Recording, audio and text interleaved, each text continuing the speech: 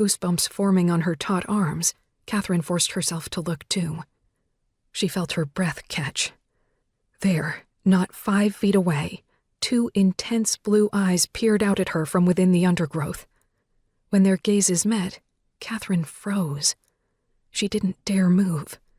Her stiff friend beside her seemed to be suffering the same problem. Both remained frozen as the large figure emerged, but Katherine certainly felt her heart rate pick up when it stepped into the faint light still exuding from the window, and she caught her first real look at it. The creature was massive, all dark fur and sharp teeth. Its strong jaw was easily capable of tearing her small body to pieces. Still, she couldn't bring herself to move.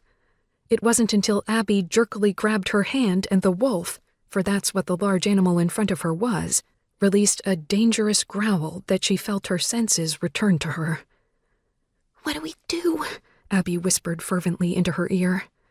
Katherine, her eyes still locked with the blue ones in front of her, breathed back softly. "Run." Not giving her friend a chance to react to the command, Katherine took off, dragging Abby roughly by the hand as she desperately searched for a way out of the overgrown greenery that suddenly seemed more like a vicious trap than innocent shrubbery. In her zealous bid for escape, she violently swatted away branches, not caring as the coarse bark dug into her hands. Abby joined her, both girls frantically trying to make their way through the thick underbrush. She had heard the beast's enraged howl when they'd run and knew it had to be following them. Somehow, and Katherine had no idea how, for an animal like that had to be dreadfully fast, the 2 girls made it out of the cruel foliage without the wolf catching them and raced madly toward the 3 girls still waiting for them a short distance up the dirt road. "Run!"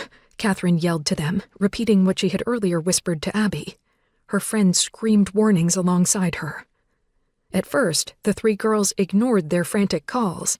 Quite suddenly, however, they were screaming and running too. Mallory managed an impressively high shriek before turning tail, and Katherine just knew that the monstrous wolf had burst out of the trees behind them. Knowing that looking behind her would cost her precious speed, however, she resisted the temptation and instead concentrated solely on the sound of her feet rapidly hitting the ground as she ran, urging her aching legs to somehow carry her faster. The only warning she got before hitting the ground hard was an infuriated snarl. The pain hit her immediately. It wasn't the fall that had hurt her, though she knew she had banged her elbow rather badly. No, the sharp sting was coming from her right ankle and rapidly spreading up her leg. Ignoring the pain, she whipped her head around only to once again come face to face with dark blue eyes,